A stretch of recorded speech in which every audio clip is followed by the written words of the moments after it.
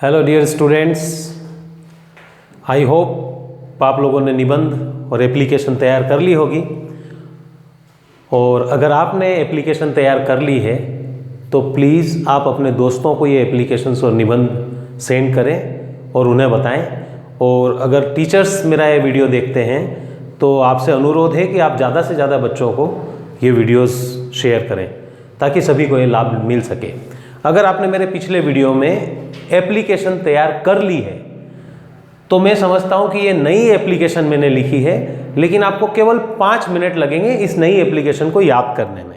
तो अगर आपने पिछली एप्लीकेशन मेरी नहीं देखी है, मेरा जस्ट लास्ट वीडियो है, तो आप पहले वो वीडियो देखें। मैंने उसमें क्वेश्चन को पहचानना, हर एक चीज़ डिटेल में बताई है, और वो देखने के बाद आप इस वीडियो को पूरा ठीक से देखें तो आपको ये एप्लीकेशन भी इमीडिएटली याद हो जाएगी। तो चलिए मैं आपको ये बता देता हूँ। मैंने पिछले वीडियो में आपको क्वेश्चन को पढ़ना बताया था। मैंने आपको बताया था कि ये जो कैपिटल लेटर्स यहाँ पर आ रहे हैं क्वेश्चन में, वो कैपिटल लेटर्स वाले वर्ड हमारे लिए महत्वपूर्ण हैं। तो देखिए पहली लाइन में ये हमारे लिए ये कैपिटल लेटर्स वाले 2 शब्द आए हैं, मतलब ये एप्लीकेशन लिखने वाले का नाम है ना, स्टूडेंट का नाम। दूसरा, फिर हमारे कैपिटल लेटर्स की शुरुआत यहाँ से हो रही है, देखिए, और ये यहाँ इंदौर में जाकर खत्म हो रही है। मैं तो ये मानकर चल रहा हूँ कि आपको ये इंदौर भी पढ़ना नहीं आ रहा है, इसलिए मैं कैपिटल लेटर से आप लोगों को बता रहा हूँ। तो ये आपकी स्कूल का नाम हो गया, है ना। अगर आपका क्वेश्चन एग्जाम में यहाँ से स्टार्ट होता है तब तो कोई मतलब नहीं कौन एप्लीकेशन लिख रहा है, आप नीचे कुछ भी लिख दें, अपना नाम लिख दें और कौन सी स्कूल है। अगर यहाँ पर स्कूल मेंशन नहीं किए क्वेश्चन में, तब आप कोई सी भी स्कूल का नाम लिख सकते हैं, अपनी स्वयं की स्कूल का नाम लिख सकते हैं। लेकिन चूंकि बोर्ड की एग्जाम में क्वेश्चन ज़्यादातर ऐसे आते हैं तो आप इस चीज़ को ध्यान रखें। अब हम आगे बढ़ते हैं कि इस एप्लीकेशन में सब्जेक्ट क्या है।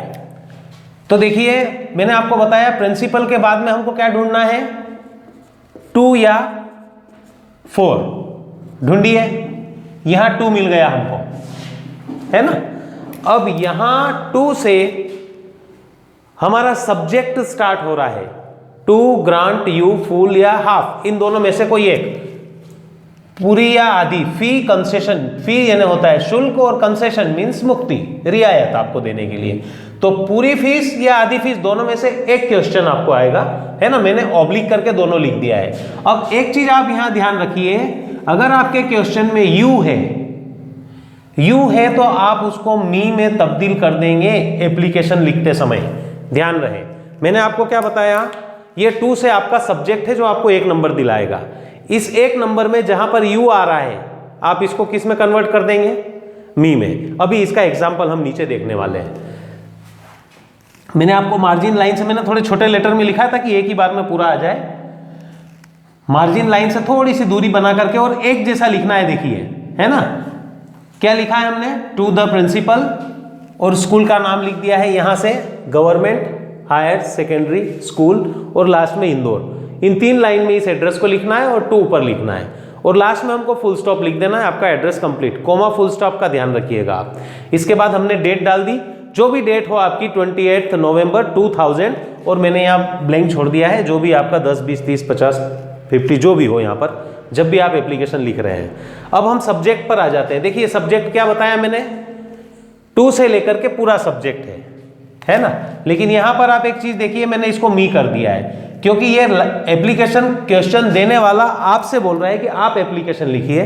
अब यहाँ पर आपको शुल्क मुक्ति के लिए, यहाँ पर हम निवेदन, यहाँ से हम निवेदन कर रहे हैं, तो हम यहाँ निवेदन क्या कर रहे हैं कि मुझे शुल्क मुक्ति, तो यू को हमने मी में तब्दील कर दिया है। ये हमारा सब्जेक्ट एज इट इज हमने कॉपी कर दिया है, ठीक है।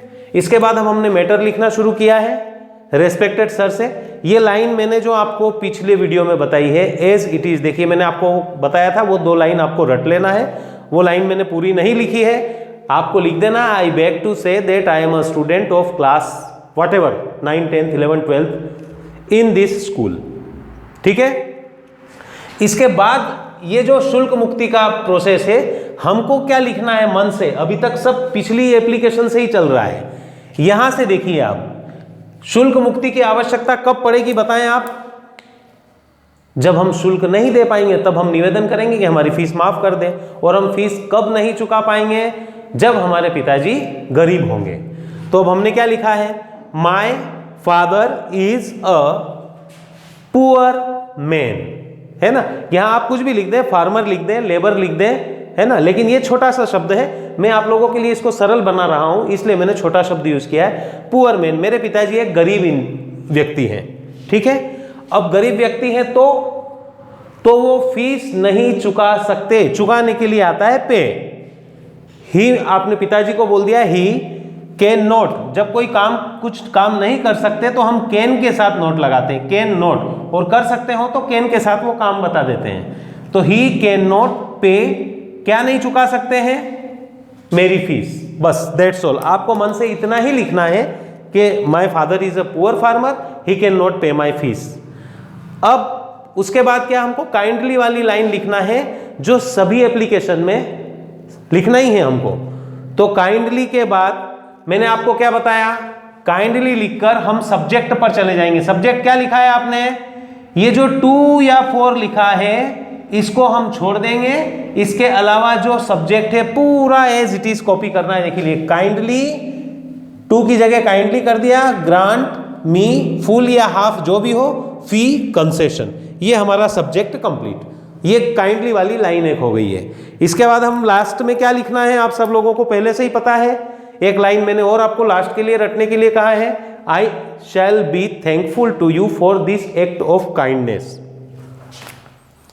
ये लास्ट वाली लाइन आप लोगों ने रट रखी है, इसको हर एप्लीकेशन में लिखना है, ठीक। अब इसके बाद एक नंबर आपको यहां मिलेगा योर्स ओबीडियंटली में। ओबीडियंटली की स्पेलिंग मुझे ऐसा एहसास हुआ कि आप लोगों को याद नहीं है, मैंने आपको कल तरीका बताया, 4 अक्षर से ब्रेक बना दें, OBEDIENTLY, और इसको 50 बार बोल लें। आई एम डैम श्योर कि आप लोगों को ये स्पेलिंग याद हो जाएगी। किसने लिखी है एप्लीकेशन, किसको लिखना है, प्रेरक शर्मा लिख रहे हैं, तो प्रेरक शर्मा हमने यहां लिख दिया योर्स ओबीडियंटली करके। अब आपको इस चीज में ध्यान क्या रखना है, हमको कैपिटल लेटर्स का यूज कहां करना है ना। आपको कैपिटल लेटर्स का बराबर ध्यान रखना है कि यहां इस पूरे बक्से में कैपिटल लेटर आएंगे, सेंटेंस का पहला लेटर कैपिटल होगा, जहां आपका सेंटेंस चेंज हो रहा है वहां कैपिटल लेटर होगा, और यहां जो शुरू वाला लेटर ये है, और नाम के लेटर्स कैपिटल होंगे। बीच में फालतू में आपको कैपिटल लेटर का यूज नहीं करना है। अब मैंने आपको कल बताया था, आप थोड़ा सा एप्लीकेशन सुंदर दिखे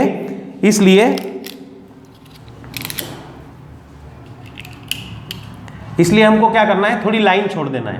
कहां छोड़ देना है, एक लाइन यहां छोड़ देंगे,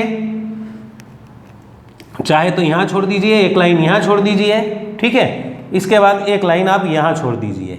और एक चीज ध्यान रखिएगा, ये काइंडली वाली लाइन हमेशा नई होगी। जैसे आप रेस्पेक्टेड सर से यहां से आपने एक लाइन शुरू करी, इसमें आपकी जितनी भी लाइन हो उसको कंज्यूम कर लीजिए आप, लेकिन जहां पर आपका ये ऊपर वाली लाइन खत्म हो जाती है तो उसके आगे से काइंडली वाली लाइन नहीं आएगी। काइंडली वाली लाइन आपको नई स्टार्ट करना है। समझ में आई बात? आई होप कि ये एप्लीकेशन आपको अच्छे से आ गई है। और अब मैं आपको एक बड़े आनंद की बात बताता हूं, इसी एप्लीकेशन से मैं आपको दूसरी एप्लीकेशन सिखा देता हूं, इसी एप्लीकेशन में, है ना। आप 2 मिनट का वेट कीजिए। देखिए अब ये तो एज इट इज एप्लीकेशन लिखी हुई है, इसमें जो सब्जेक्ट है मैं इसको चेंज कर रहा हूं, ये to grant you full fee concession मैंने मिटा दिया। ये पूरा क्वेश्चन आपका है। अब इसमें मैं किस लिए लिख रहा हूं, टू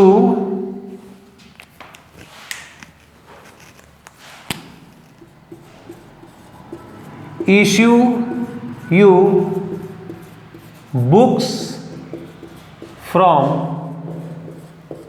बुक बैंक। अब आप देखिए हमारा क्वेश्चन चेंज हो गया है। प्रेरक शर्मा को प्रिंसिपल ने लिखने के लिए कहा है ना, और ये स्कूल का नाम है। आपकी एप्लीकेशन किस लिए है, to issue you books from book bank. तो सब्जेक्ट समझ में आ रहा है, प्रिंसिपल के बाद ये टू से लेकर के आपका सब्जेक्ट हो गया।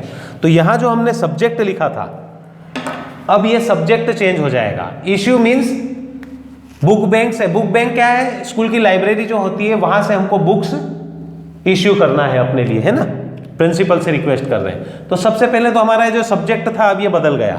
क्यों, अब सब्जेक्ट क्या आ गया, ये जो यहां है टू इश्यू, यू को क्या कर देंगे, मैंने अभी आपको बताया था, मी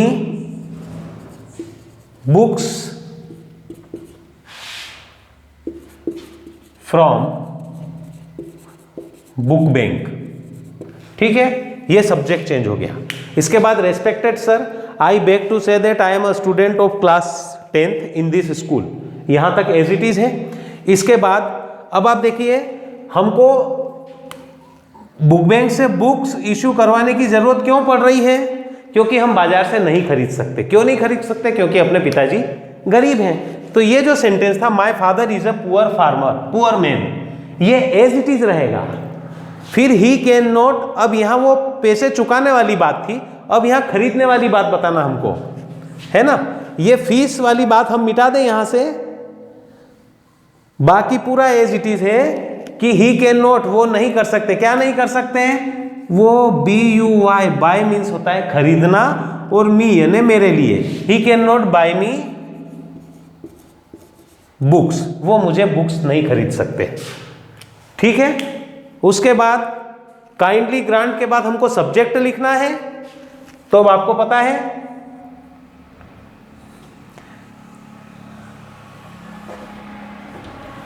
ये लिखा है काइंडली, हमने टू को काइंडली से रिप्लेस कर दिया, और पूरा ये सेंटेंस काइंडली इश्यू मी